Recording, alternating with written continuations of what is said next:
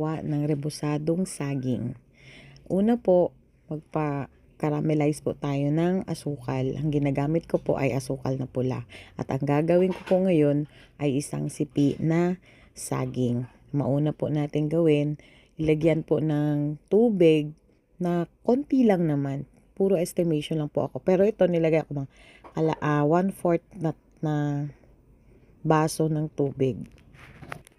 Pakuluin lang po natin siya ng konti.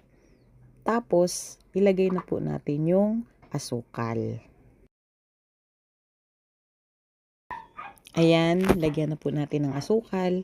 Estimate ko lang din po yung asukal. Hindi naman po masyadong marami. Tamang-tama lang. Ayan. Ganun po yung gawin natin. Hintayin natin magkulo yung asukal. Ayan, kumukulo na. Hindi pa po yan. Hindi pa po pwedeng ilagay yung saging pagka ganyan pa po yung asukal. Dapat po, caramelize po talaga siya. Ayan, para mas mabilis, ihalo-halo natin yung asukal. Malalaman mo pag na-caramelize na siya kasi natatanggal na siya sa kawali.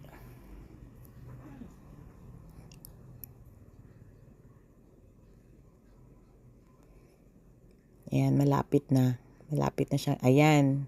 Yan, naamoy nyo na yung asukal. Ayan, natatanggal na siya sa kawali. Ibig sabihin yung parang sumasama na siya. Hindi na siya yung parang tubig. Kaya pwede na nating ilagay ang saging. Ayan. Lagay na natin. Tapos yan, bilis-bilisan nyo lang halu-haluin. Halu-haluin nyo siya na lahat ng saging malagyan ng asukal.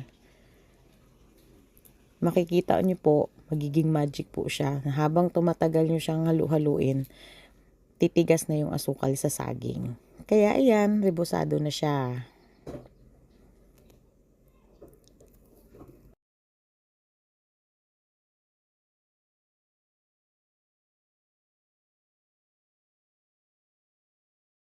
Huwag nyo pong tigilan na ihalukay siya hanggat hindi nyo po makikitang matigas na yung asukal sa saging.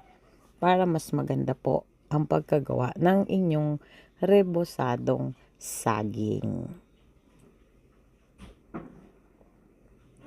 Ayan, okay na siya.